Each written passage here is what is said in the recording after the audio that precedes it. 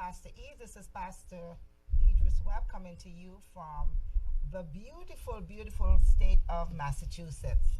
It is always a joy and a pleasure to come into your homes.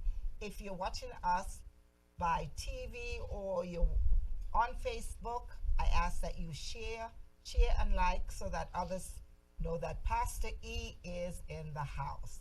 So welcome again, and you know, as usual, I have to say a prayer before I start my broadcast. Father, we thank you for this day that you have made.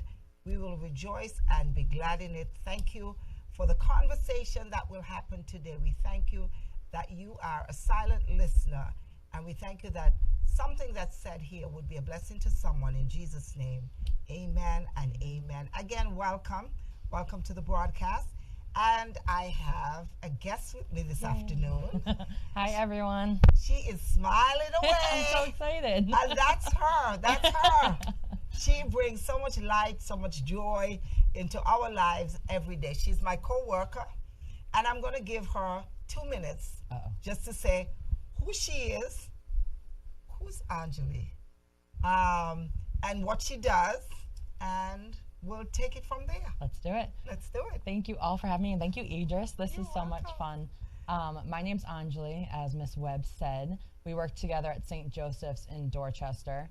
I'm an occupational therapist by trade, and now the director of rehab for the past year. So I oversee physical therapy, occupational therapy, speech therapy, and help with all of the therapy services within our skilled nursing facility.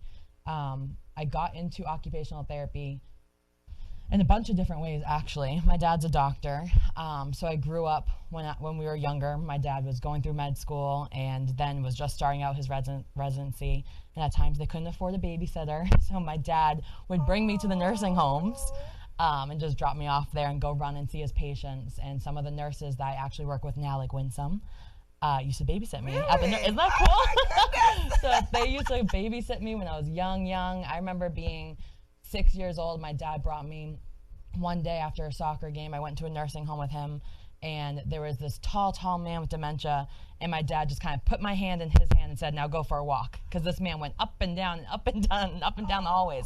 So I went with this man, and I kind of knew when I was that age that this is the population I wanted to work with.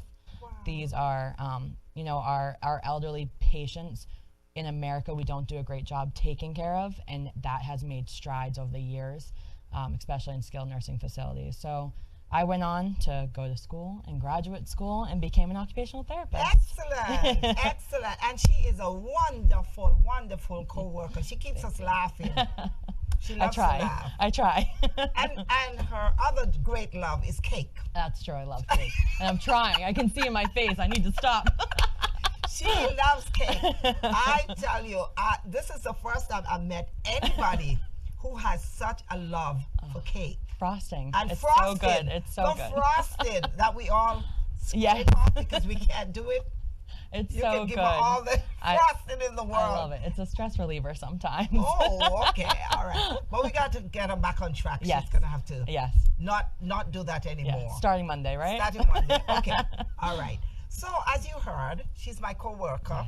Very, very lovely, lovely, lovely woman. I also had the privilege of meeting her father some years ago. Oh, yeah. And he is lovely. Yes. I did actually meet him at a conference at BI some cool. years ago. I know And that. I went up and I introduced myself. That's so cool. Yes, Yeah, yes. he's a nice guy. And Yes, I learned a because lot from him. The name ran around in circles for so long, you know what I mean? And when I heard, oh, Dr. Shutt, I was like, okay, I have got to meet him. So I did. I'm glad you did. Yes, I did. He's lovely. So you're the product of, Thank you. good people. Good Thank people. you. I've learned a lot from him. Yeah, excellent. So we are lucky and blessed to have you. Thank you. At my place, everybody loves Anjali, as you can tell. So this afternoon we're going to talk about a number of things. Mm-hmm. So as you just mentioned, we don't do such a good job in America taking care of the elderly, but I'm going to divert because there has always been a stigma around nursing homes and what nursing homes represent. When people think of a nursing home, we don't call it nursing home anymore. we kind of zhuzh it up a little bit and say nursing facility, Right. nursing center, Rehab. yeah, rehab, Skilled rehab. skilled rehab, but it's still the same thing. But people always think of this as a place where people come to die. Yeah. It's an old people's place. It's for the frail, the elderly, and of course it is. But that's not the only thing we do there. So more and more people are understanding what nursing facilities represent. Right. Now, so we have younger folks who would go to the hospital. They're back at coming to nursing facilities because their idea is where the old people reside. And we should not, be like that. No. So I've worked in many skilled nursing facilities or rehabs, and there is a population in there that are older people. I don't want to say they're there to die, but they're there probably for the rest of their lives. That's their home. Yeah. And we take care of them. We become their family. We look after them like their family members. But I will say there's also a large population of people that are there for the short-term rehab. They need nursing needs. Maybe they have a wound. Maybe they have some IV antibiotics, and they need some intense nursing care along with some rehab. And that's just short-term. We have very young people. We get them back to their baseline, get them stronger, and get them back home. Right. And that's what I was saying, because of the stigma, people don't want to come to nursing facilities. Yeah. But tell us, or tell the audience, the benefits of coming to a nursing facility, a place like ours. Yeah, absolutely. After surgery or a fall, or because even elderly people don't want to come to the nursing home either. It's because sometimes they feel like this is it. Yeah. And they're gonna get there. We'll never let them get out. Right. And we're not in the business of holding people. So what are the benefits of coming to a nursing facility after surgery, after a fall, Yeah. So I will mention our goal is always to get you home. Goal is always to get you home in the safest way possible, and we'll set up as many services as you need, PT or OT in the home, to get you home. One of the main reasons and benefits that I see about going to a skilled nursing facility is just to build up your confidence. So if you have a fall, you had a surgery, you had a wound or anything that's going on with you and you need skilled nursing, coming to us for a little bit, coming to any facility for a couple weeks really rebuilds that confidence that you can be independent again, right? So if you had a fall, how scary is it to go back home and worry about having another fall? Whereas you can go to the skilled nursing facility, get a little stronger, work with rehab, get good connections with your nursing folks, get some services from social services, and really build up your confidence, build up your balance, strength, and get yourself back home in a way where you feel safer. And people like you, the occupational therapists, teach people to do the everyday things. Every day. It's Okay. every day. So occupational therapy, we look at what's called ADLs, assisted daily living.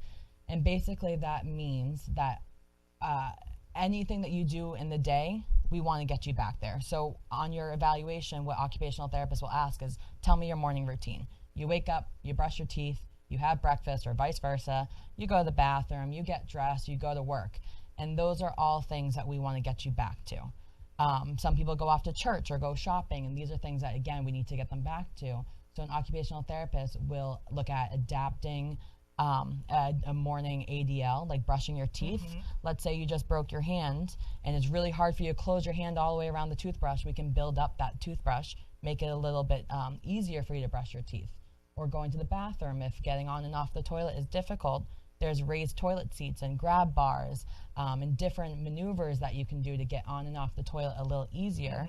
And again, I go back to building up your confidence. Right. If you can now do these things by yourself where you couldn't just a few weeks ago because of an injury, now we're going to give you these tools like a raised toilet seat, more strength, more balance, and get you back there. Right, and some of these things you won't know about unless you come to us. Yeah. A raised toilet seat, what's that? Exactly. A bathtub, what's that? Yeah. So tell me, we do physical therapy and we do occupational therapy. Yes. And we also do speech. Speech. Okay, so someone comes in and they had a stroke or whatever, they get the speech therapy, whatever. But tell us a little bit about what the physical therapy Sure. entails. Sure. So physical therapy is looking more at your overall movement and large muscle groups. So while an occupational therapist may get you on and off the toilet and get you to maybe wipe your own bum and clean yourself up, a physical therapist actually will get you there. So they'll get you out of bed, walk you to the bathroom, work on your balance, work on your tolerance standing, work on your safety getting to and from the bathroom. And of course, occupational therapists will be there to help. And we can give some guidance, like maybe taking rest breaks on your walk to the bathroom or using an assistive device like a walker, a rollator. And then once the occupational therapist gets you to the bathroom, we focus more on the actual toileting task. Whereas physical therapy at least the physical therapy in a nursing home will look more at your actual walking and movement and the quality of your gait, and decreasing your risk of falls and all of your balance. Awesome. And you also have in your arsenal the speech therapy, which a whole lot of people don't need. Yeah. But when do they need that? Sure. So I would say in our facility, it's about 50-50 of patients needing speech therapy. Oh, wow. Yeah, so we have a good amount on caseload. We have 2 full-time speech therapists right now, and both of them, their caseloads are full. Oh, wow. Majority of the patients, I will say, are the long-term care patients, the ones that we are in their home. Okay. This is their home. This is home. Those are the patients that we will help with their cognition. If they've had a cognition decline or if they're not swallowing as well, we'll change their diet. But we do have a good amount of short-term residents, so the patients that came because they just fell, or your example of just having a stroke. Speech therapists will work with them on their language, receptive and expressive, so being able to speak what they want and understand what's being said to them. Their cognition, swallow. You know, we have some patients that were eating wings on one day, and the next day they unfortunately had a stroke, and now they're on a puree diet. No one wants puree unless it's mashed potatoes. I'll do it if it's mashed potatoes. Can somebody just have mashed potato alone? I would survive. But speech therapists will work to get them back on their regular diet. And again, I'm going to go back to building your confidence. If you're eating what you want, you can go to that birthday party when you go out and not have to worry about asking for a puree diet. Right? You can eat whatever they want. Everybody can be grinding up that food. That builds up your confidence, and that's the point of going to a nursing facility, getting stronger, building your balance, eating what you want, speaking what you want to say, and getting yourself back home. Awesome. So this lady here, she runs a tight ship at our establishment, and you know, at our place, you know, we're blessed to have therapy 7 days a week. We do, yep. Most places, it's 5 days a week. Correct. So if the patient's schedule falls on Saturday and Sunday, there's always somebody in your gym, as you call it. And we really treasure you guys because we have seen, you know, tremendous recovery. People who have come in, couldn't walk, come in on a gurney, and go back out walking with a walker. Doing 40 flights, 40 stairs, 4 flights of stairs. Yes. So, I mean, you guys do an awesome job. And thank you. You guys are pivotal to what we do. I mean, the nurses couldn't do what you do. You know what I mean? And we work hand in hand because we can't get these patients up into the gym if their wound isn't wrapped or their pain meds aren't given or the IV antibiotic isn't done. So we all kind of work in tandem. And our goal for everyone is to get them home, get them safely home, and get them stronger and feeling better about themselves. So don't worry, if you have an elderly person and they come to us, we won't hold on to them. The goal is to get them back home to their previous living, you know, to their previous life. You know, we want people to go home and be happy. Absolutely. Because part of it too is that nobody wants to be in a nursing facility. No. So there's this new theory called aging in place. Aging in place, and it's a new kind of medical treatment that people are choosing that route to do it. And aging in place is fantastic. You can go home, stay at home, but it's difficult for many. People have, especially in the Boston area, 4 flights of stairs to walk up. They have tiny, narrow hallways where they can't get a wheelchair in. They have small bathrooms that maybe it's tough for them to get on and off the toilet. So coming to a rehab first, we can get you all those things to get you home where you can age in place. You can stay there for as long as you need And then St. Joe's or any other facilities there to help you get you stronger Right. again. And some of these, the insurances allow for, some help. Yeah, It may some not services. be ideal, maybe, but a couple of hours a day, Yeah. Yeah, and speaking of the services, they have stuff like Meals on Wheels, and Meals on Wheels does puree diet. So again, Oh, isn't that cool? wow, I just that's learned that cool. too recently. So again, we don't want to send someone home on puree, but if they don't make that goal and they don't meet it, there's services that can bring you those puree meals. Yes. There's housekeepers, there's home PT and OT, everything. And I don't know if you know this, but we have kind of teamed up from admissions, teamed up with Meals on Wheels. So I make little care packages with hand sanitizers. That's cool.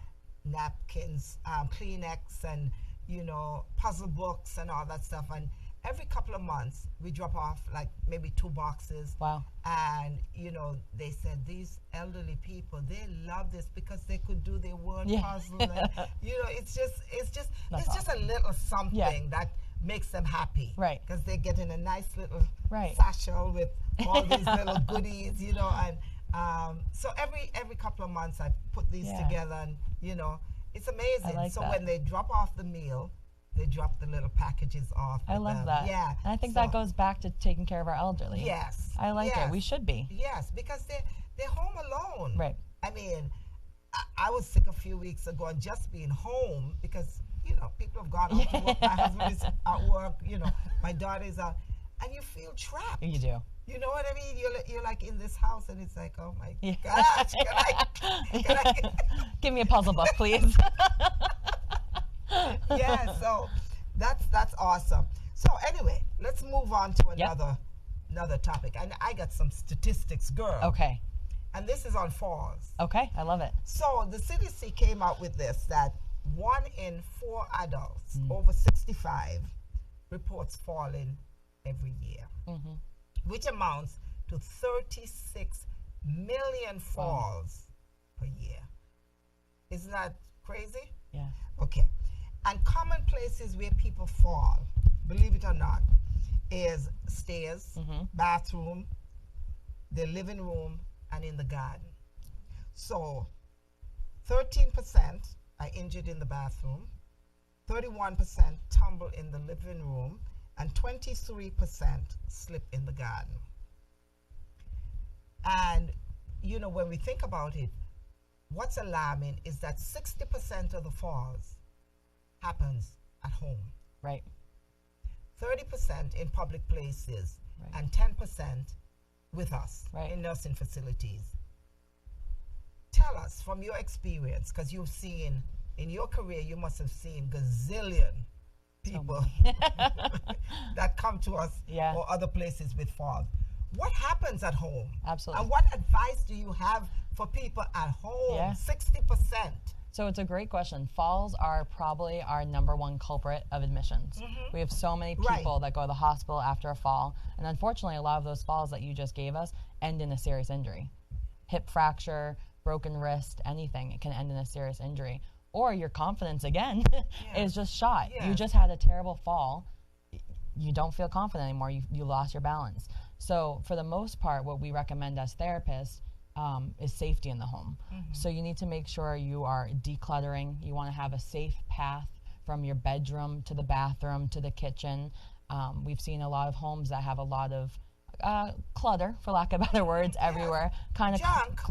kind of clogging up the space, right? You trip, your walker gets caught on the corner of a box, and you tumble. Yes. And in that same breath, I know my grandmother, she's 90, she just turned 90. She loves area rugs. Little rugs everywhere. And I know my generation is more hardwood floors. Yes. So it's a generational thing. It'll come and go. Yes. But area rugs everywhere her home, and her feet trip on the corner of the rugs all the time. So that's one of the biggest culprits as well. Get rid of those area rugs or lay them Get rid flat. of the carpets, people. Get them out of your grandmother and your mother's home. They're dangerous. Although they really I have carpet. They are dangerous. Yes. You trip right over them. Some of them don't have the skid underneath, so right. they slide. So it can be dangerous. Another thing that we also recommend is Life Alert too, especially if you've had a couple falls. Life Alert is a simple thing that you can get in, and that helps to build up your confidence again, make you feel safe. Being at home safely So you're alone, but you're not really alone because you have Life Alert. Right. So that's kind of helpful. I want to touch on the garden. So we actually just had a patient, adorable. I'll tell you her name. I'll tell you her name after No, this. yeah. We can't tell you the name. No. HIPAA Yes. regulations. She was amazing. Her two goals were to feed her cat and to do her veggies out in the garden. Those were her two goals for us. She didn't really care so much about getting to and from the bathroom. Right. We worked on that. She did great. She gained her balance. So for feeding her cat, we were able to build up a utensil for her that she didn't have to bend all the way down to get the food. It was a high, long shovel that she could just get to it and shovel out the food and bring it to the cat. Oh, my goodness. For the garden, we found her this box. It was just on Amazon. It was like probably $40, where she sits on like a high stool, and the stool can roll down the garden, roll back and forth to get to the garden. She was bending over, her back was hurting, she was getting short of breath, she was falling down. This is a way to conserve energy. Sit on this box, do your gardening, wheel to the next little area, do your gardening, wheel to the next area, and continue. And we spoke to her recently, and she was so happy. And you can get anything on Amazon. Anything. Oh my God. Yeah, anything. And you guys are creative. Yeah. Well, I feel like if you come to us, we can kind of work together, work on compensatory strategies, and find these awesome tools that you can use and get you home. Because not every place does that. Yeah. But I told you we got an awesome team here. I mean, they put heads together and they do the magic. We're lucky. And get these people home. We're a good fun team too. Yeah, I know. We make exercise fun. There's always laughter. There's always food. There's always all kinds of things going on in the gym. And that boosts the confidence of the patients. Yeah. I mean, a happy place. I mean, makes them happy. Absolutely. Because they're in pain. Yeah. They're not doing well. Yeah. And to hear somebody not just watching somebody grilling them, do this, do that, or the other, but right. And I see how you guys work with these people like they're your grandparents, family. Like that's our goal. But I'm not coming there. Thank you very much, Mary. You don't want to come live with me? No. The other thing too, thank God we don't have the telephones with those long cords anymore. I know. Yeah. So because telephone cords. That was one of the things that people would trip over all the time at home. Yeah. Thank God for mobile phones. You can Absolutely. actually walk with them and they can't trip you. Absolutely. And one of the things that we also recommend, speaking about the mobile phones, is saying, "Hey Siri," and I'm going to have to touch my phone. There we go. Because it alerts when you say, "Hey Siri," call 911 if you have to. You can set your phone to have emergency contacts. Oh, wow. So for me, I would say, "Hey Siri, call Matthew, my husband," and your phone picks it right up. Okay, you got to teach me. I will. I will. And it's a good thing to have. That's a good thing. God forbid you're on the floor and your phone's over there. You can scream at your phone. And I would say 75% of the chance, if not more, it will pick up on you and it will call for help. Oh, wow. Yeah. So you let these patients know that too as well? Oh, yeah. We've taught them that. We've taught them how to use Amazon Alexas. Those can connect to phones as well. So if you are on the floor or you need a little help, you can scream to Alexa. And Alexa can help you to get some more help. And this lifeline is awesome too. But you have to pay for that, right? Yeah, exactly. Yeah, but good old Siri and Alexa. Oh.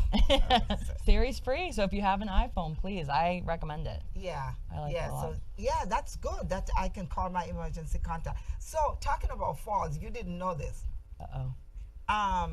So I had COVID-19 just a couple of weeks ago. So when I contracted it the first time, my legs gave out. Oh. This time, even without thinking that I had COVID, because I was thinking, it's a bad cold. They're saying, you're dehydrated, blah, blah, blah, blah, blah. So I got up Tuesday morning and I couldn't walk. My legs were like... weak, felt heavy. Not heavy, they were just giving out. Oh. I just couldn't do it. Yeah. And so in my mind, I'm like thinking, oh my goodness, am I getting into a wheelchair now? I can't. No. So on Wednesday now, my husband had to get me up the stairs to go to the bathroom. I couldn't balance myself. Yeah. So Wednesday morning I got up because I stayed in the couch because I wasn't feeling good and I was coughing and I didn't want to disturb him, so I stayed in the couch. So on Wednesday morning I got up and I felt like, okay, I could do this. So I walked across the hall started going up the flight of stairs. What happened? No, did you fall? Yes.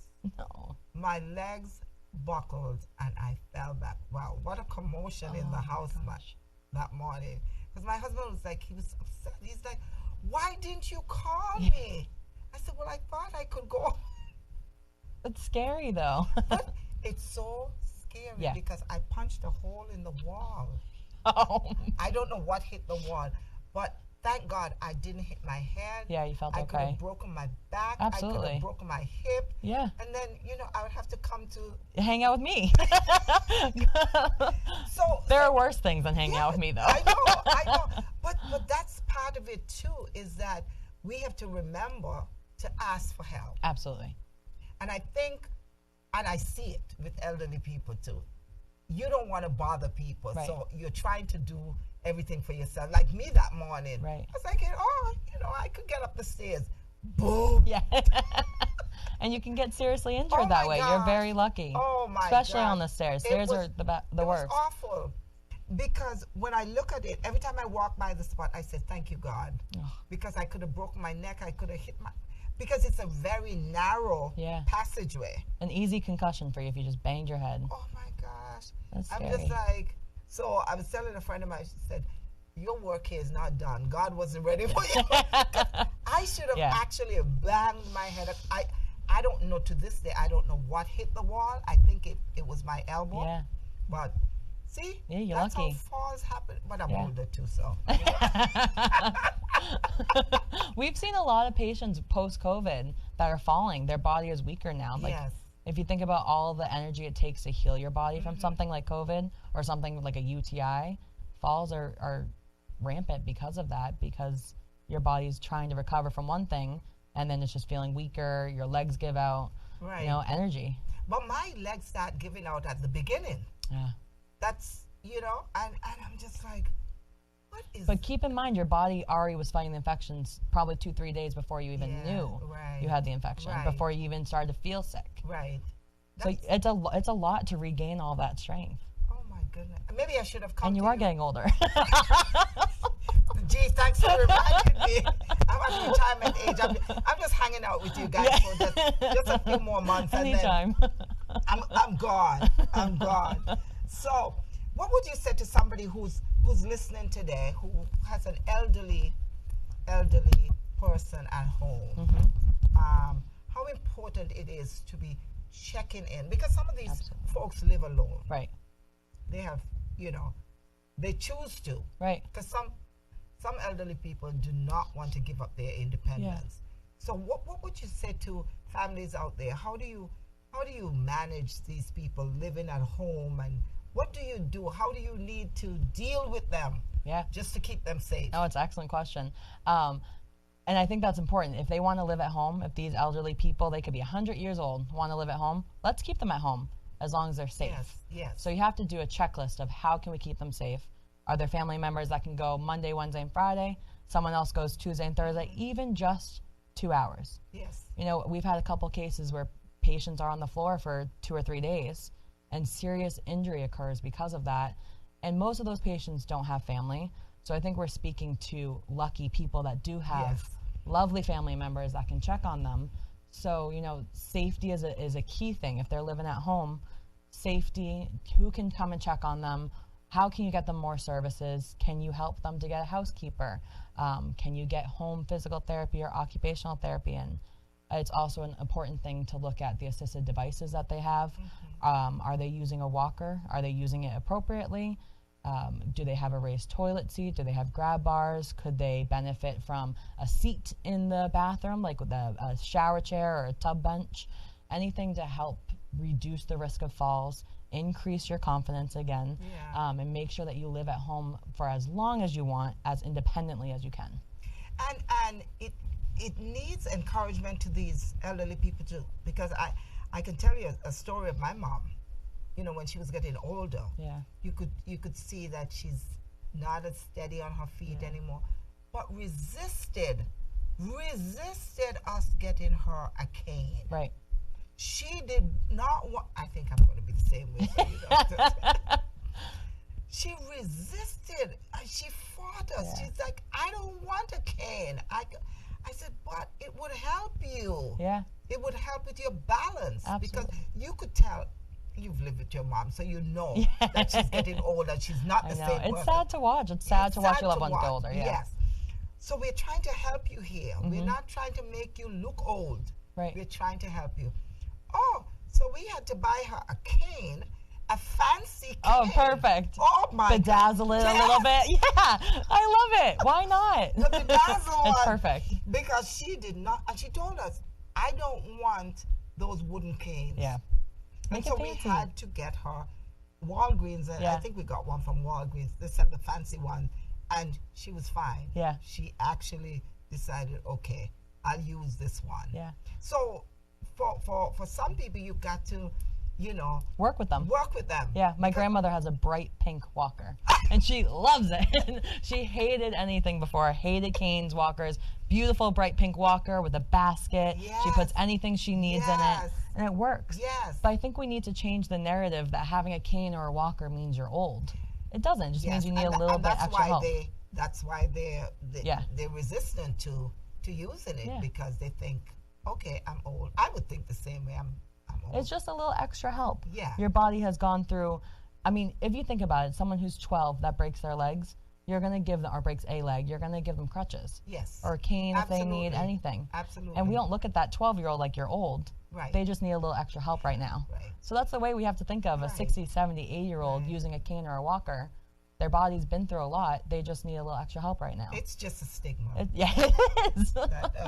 It makes my job tougher, though. But thank God we got you. So Yeah. when they come to us, you We work our educate them magic. and you work your magic, and they're happy. They're Yeah. going home happy. So what do you say to somebody who their family are just way too busy? Mm-hmm. Because I once worked with a lady who was she was in her 80s, and I said to her, and she was coming to work earlier than I did in the mornings. I mean, she was always there, not feeling well on some days, but she was pushing herself. And one day I said to her, why do you come to work? Because she was like almost 85. Oh, I said, wow. Barbara, why are you working? And she said, well, you don't get it. She said, when you become my age, all of your friends are dead. And I come here because I can see you guys every day. Mm-hmm. And if something happens to me, because she was living alone, if something happens to me, you guys are here. Yeah. I can't tell you how many times I walked her down to the emergency room at Beth Israel. Wow. Yeah. And then when they're done with her, they would call me to come get her. That's sweet, And though. she comes back to work. She has a caring friend. That's good. She would always call me, like, please, Idris, I need to go down to the emergency room.